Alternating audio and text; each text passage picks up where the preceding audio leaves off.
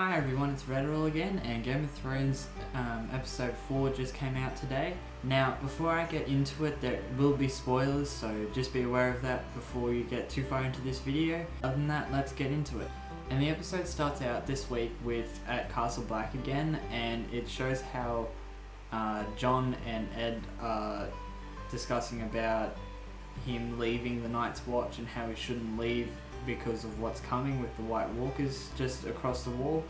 And Jon is just over being the Night's Watch. Everyone's betrayed him. He just wants to get out of there because he just knows that no one trusts him anymore and he can't trust them anymore. And so now he's wanting to leave the North pretty much in general, and that this is until Sansa ends up being in the doorstep, and she is now at Castle Black finally, with everyone still living, thankfully. And now that she's there, he pretty much just scraps everything and just goes, "No, I'm going to stay with you and not leave your side until you're somewhere safe." And probably even then he wouldn't leave her side anymore. And the best part now is that you actually get to see how Sansa and Jon are in a relationship sort of thing, because you never actually have seen them ever talk to each other, ever had any interaction with each other until this episode. Even in season 1, they never have any actual conversations, any scenes together, no interaction at all, so you have no idea how they are as siblings. Now you actually do get to see this, and it's probably it's obvious the way you would think of it being, but it's not actually. You do get a bit of background of what they were like as children when they were at Winterfell, when they start talking over dinner.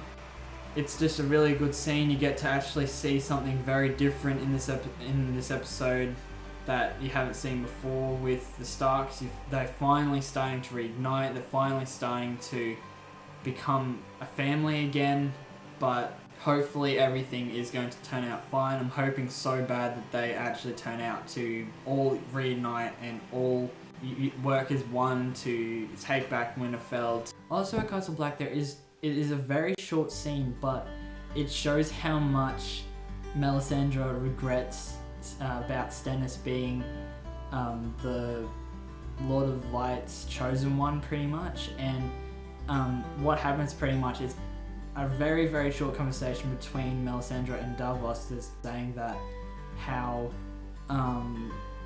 she's already saying that Jon Snow's the chosen one now, and how she's just ignored Stannis now, and pretty much first thing he even mentions Stannis, she just walks away, ignores him, and just pretty much goes, "No, don't want to talk about this, go away, I don't want anything to do with this right now, thank you." And it's just shows how much she does regret everything, and I feel very sorry for her, because in all honesty, I actually really like her as a character. She's very intriguing, she's very mysterious, and it always keeps the curiosity going of what is happening with her and how she is doing what she does. And you have been learning little bits and pieces as the series has been going on, but then you still wonder, okay, how does she do this? And how does she do that, pretty much, because she's just very, very mysterious. Another big section of this episode is Meereen, and it's pretty much just Tyrion trying to negotiate between the masters and the slaves, and they're trying to create a agreement to try and abolish slavery, but they're trying not to make it immediate. They're trying to make it a slow process that eventually will get there, and he makes it 7 years, which is actually a very long time. However, it is kind of a short time as well. Like, to abolish slavery in a year is a big task. To do it over 7 is probably actually reasonable. It would obviously not be something that can go away straight away, and everyone found that out in season 5, where Daenerys had a lot of trouble, a lot of resistance against the movement, and all the cities that she did conquer in seasons 1 to 5 are all now back to the way they were originally, with slaves and with no free people pretty much at all. All the masters have taken back over, and it's just the way it was again, like she did nothing pretty much. But now in Marine, it's not exactly the same as it was, but it is sort of turning back that way. And now that Tyrion's there, he's actually making quite a lot of a difference. He's making all of the right decisions that he should be making. You could almost call him the king of that city at the moment, because he's just doing such a great job. It's not absolutely falling into chaos as much as it could have. It has had some resistance, like in episode 1 where all the shipyards get burnt.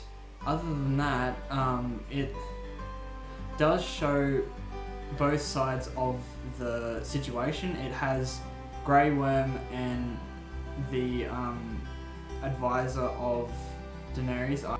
They both agree that it is a very, very long time, and that it's most likely not going to make a large difference to the slaves at the moment, and that it's just going to be forever until anything actually changes, and that they say that 7 years would just be an absolute living hell for the slaves to try and survive through until they are actually free and able to do whatever they like.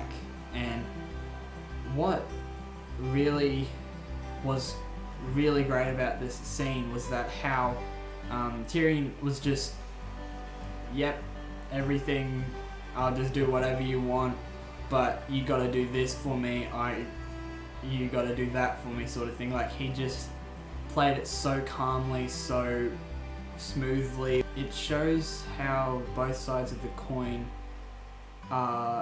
think, and how they would like to have this situation resolved. And like, all the slaves want all the masters killed, and all the masters want the slaves to be back in chains, but they haven't actually had any like halfway to it.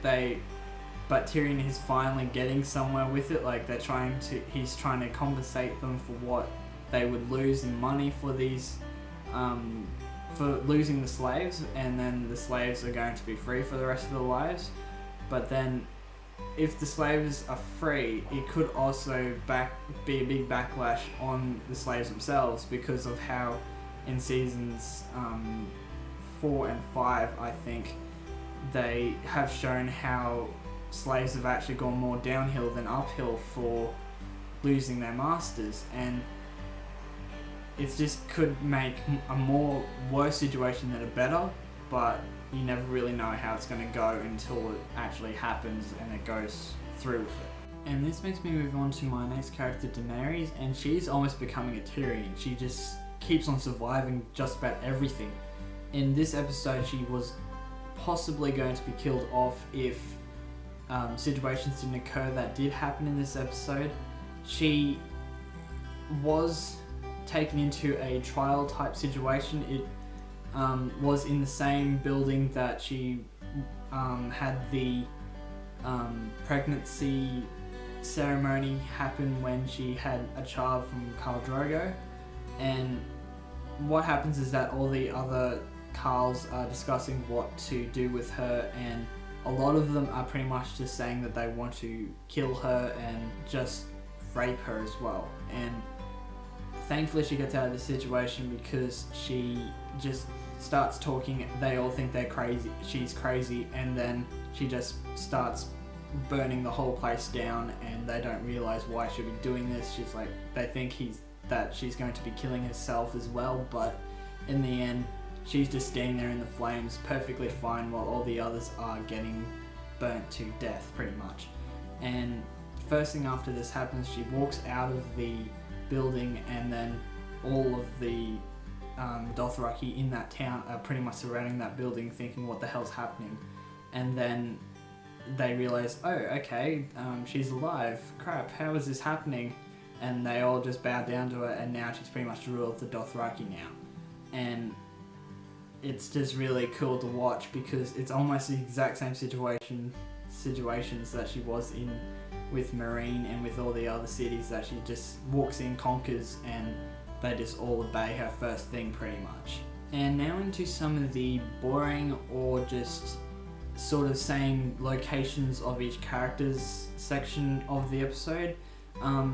The first bit is in King's Landing, and you learn from Tommen that Marjorie is going to be doing her Walk of Atonement, and he tells this to Cersei, and he tells Cersei not to tell anyone because the High Sparrow himself said not to tell anyone.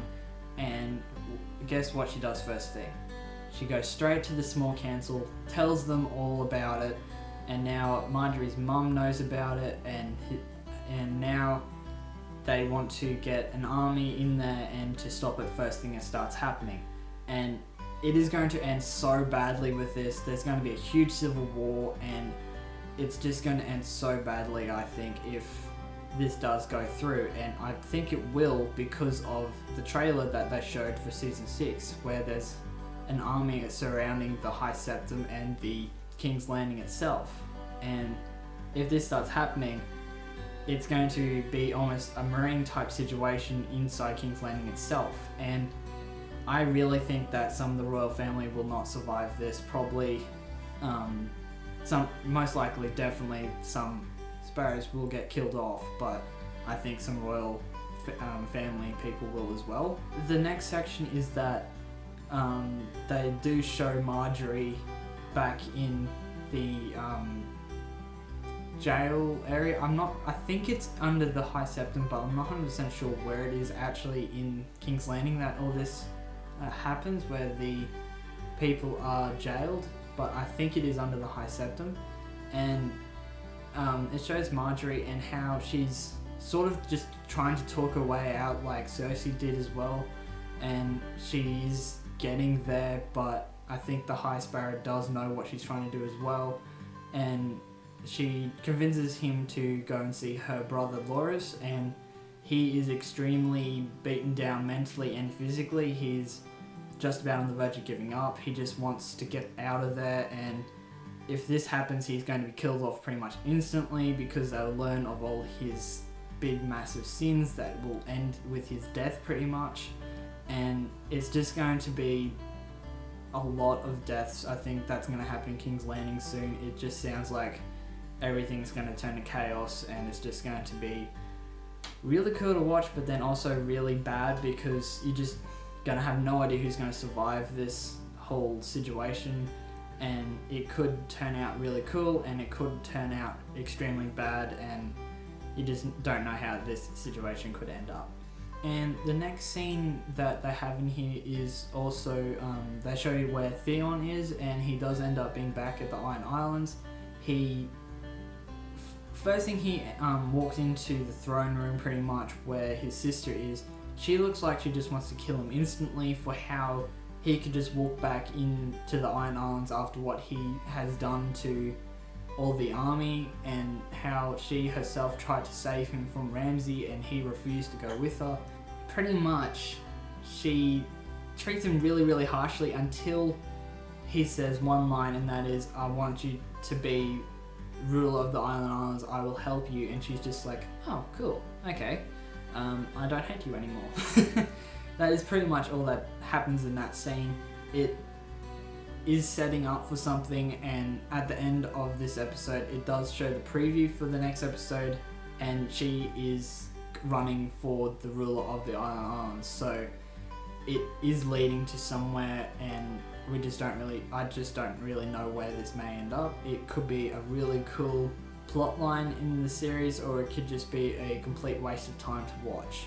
And the next scene is in the Eyrie, and it's showing how Littlefinger is taking over the Eyrie, and it shows how much progress the prince is going through. He has progressed very slightly. He is a bit better in my view, but he's still nowhere near fighting. In this scene, it shows how much authority Littlefinger has over everyone in the army. It shows how he can just pretty much say anything he wants, and the prince just goes, yep, okay, you can do that, pretty much. And what made me really, really happy in this episode is that how he says, okay, let's go and help Sansa because we can marry her off to you and get her out of the Bolton situation. And it is something I'm really hoping will happen, in the sense that she will be saved and away from the Boltons. Hopefully they will actually kill Ramsay off, and with what they're talking about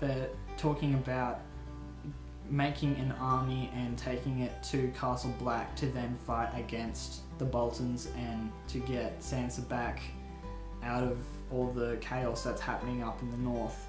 And now that all this is happening, it's going to really set a big battle to happen, and it could be one of the best scenes in all of Game of Thrones, I think, if they have a big massive battle against the Boltons, the Eyrie and the Wildlings, and because they're talking about that up at the Castle Black as well, and they all want to try and fight against the Boltons and get not just Rickon back but Winterfell back, and to try and get Sansa out of the situation as well. And so there's a lot of stuff happening up in the north, and it's just really ramping up at the moment. It's pretty much where all the chaos is happening at the moment in Game of Thrones, and it's hopefully going to make this series a lot better this season and not worse. I'm hoping that everything's going to really pick up soon, because in this episode it was very consistent in pace. There wasn't a lot of fast-paced stuff happening. It was very not slow but not fast either. It was like right in the middle. It was quite like nothing to keep you on the edge of your seat.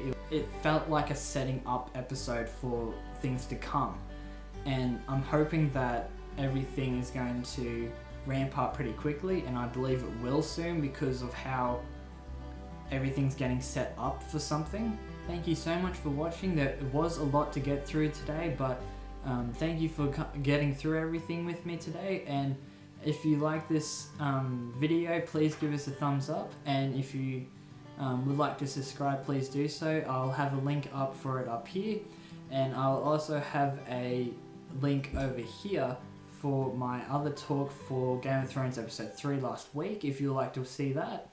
And thank you so much for watching, and see you guys next time.